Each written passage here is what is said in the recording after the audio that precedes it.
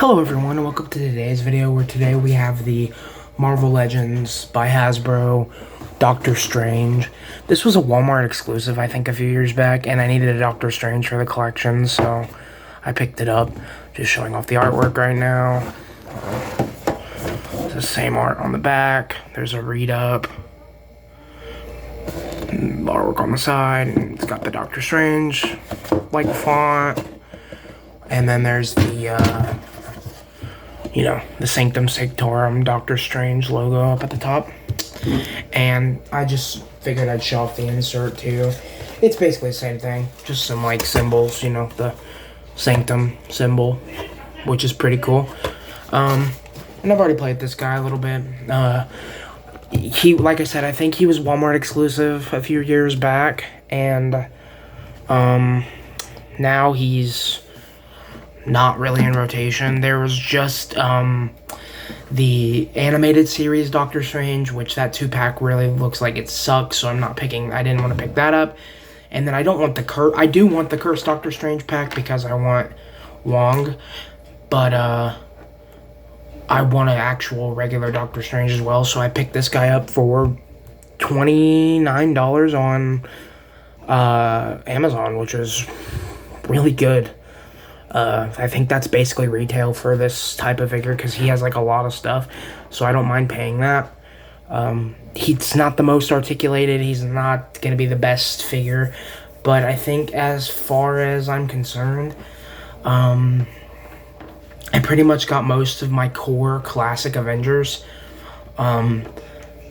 He would also work on a Midnight Sun shelf, so I was debating putting him on the Midnight Sun shelf, but I think I'm just going to pick up the Mezco for Midnight Suns because that's a darker feeling figure and that matches the Midnight Suns better. And yeah, this guy's great looking. Like, he's got the gray hair, the cape is actually painted on the outside. These could have used like some black lines, like how the gloves have the black dots. I think there should have been black lining to make it feel that much better. So I think maybe in the future I'll pick up like a Gundam pin or something, like a Gundam marker pin, and try to line that. And I also have been wanting to pick up a Gundam pin for like panel lining on like certain Iron Man figures, and then like the web lining on certain Spider-Man figures. But yeah, he looks pretty good. You got the Eye of Agamotto right there. You got the classic, kind of Kirby Crackle, I guess you'd call it, but it doesn't carry down on the hands, which sucks. I don't like that. You get the sash, you get the plain black legs. There's really not that much paint on this guy, so that, but I think that works for this guy. He doesn't need that as much paint. I do think he's the type of character that should have a cloth cape, though, because, the cloak, cloak, cape, whatever you want to call it, it's basically another character, it's another entity. And I think that this is the type of thing that if they redo it, I hope that they redo this figure and actually give us a cloth, cape. But since I probably am just going to pick up the Mezco, I won't need to be doing that.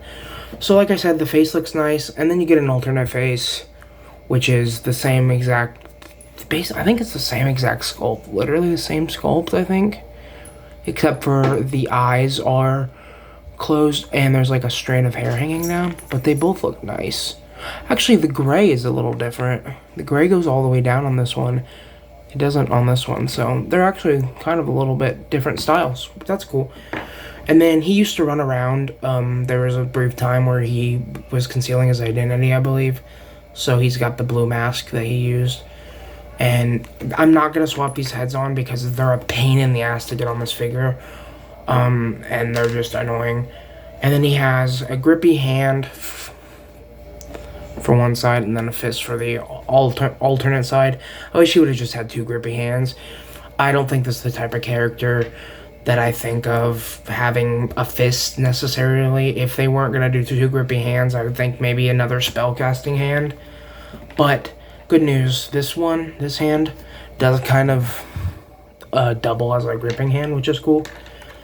And gripping hand means things to grip. So he has this big, like, a battle axe type thing. I'm sure it's some magical BS that I don't really know. It's got a pretty ornate, like, decorative. Let me get him out of the way so the camera will focus. Kind of decorative pommel. It's not one. Okay, there. Now you can see it. But yeah, it's got pretty good detail. This will work with like an Asgard or something if you want. And then I believe this is the Wand of Watum. And that looks nice as well.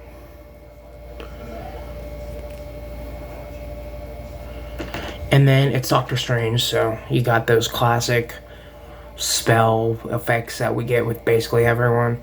And they do look nice for what they are. They're molded in 2 different colors and everything, so. And those just clip onto the wrist. Okay, so for articulation, you can't look up. You can kind of bury the chin. Well, I guess you can look up if you move the cape back, but the cape wants to pull forward a lot. He can do some pretty good tilting, actually, so that's good.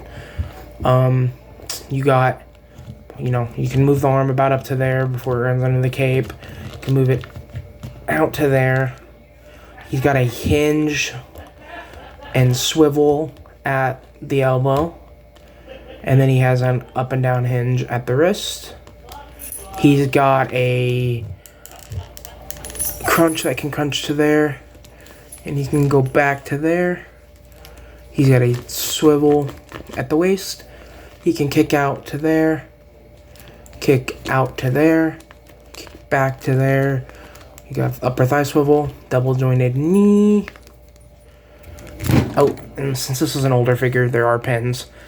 And then you have the forward-facing pin for a rocker. And then the hinge can go back that far. Forward that far. And then you have the boot cut as well. There's a cut on this side so he can get better movement. There's not one on this side, so I am gonna just cut that after this video. But so okay, so let's get into size comparisons. I don't have any of his Midnight Suns brethren out right now, so I'm just gonna do 2 classic Avengers and then a couple other figures that I like, I guess. So I'm just gonna compare him to the classic. This was the 20th anniversary Iron Man, I believe.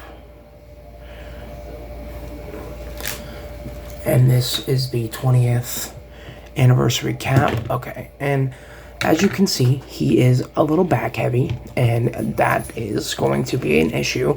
So you probably will need a stand for this guy, especially because he has pinned legs, so they can get a little gummy.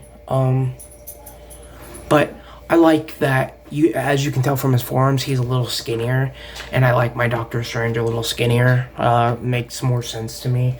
He's not working out and doing super heroic stuff. I mean, he's a superhero, but he's, above all else, he's a mystical magic user. And then I just wanted to do my Nova because I like Nova, and they kind of have the same color scheme. I mean, if you swap Doctor Strange's yellow out for gold, it's basically the same exact color scheme, minus the black pants. And he has a little bit of a gold of an eye, if I know. You see, he just really wants to fall, so I want to hurry up and get this done. Sorry.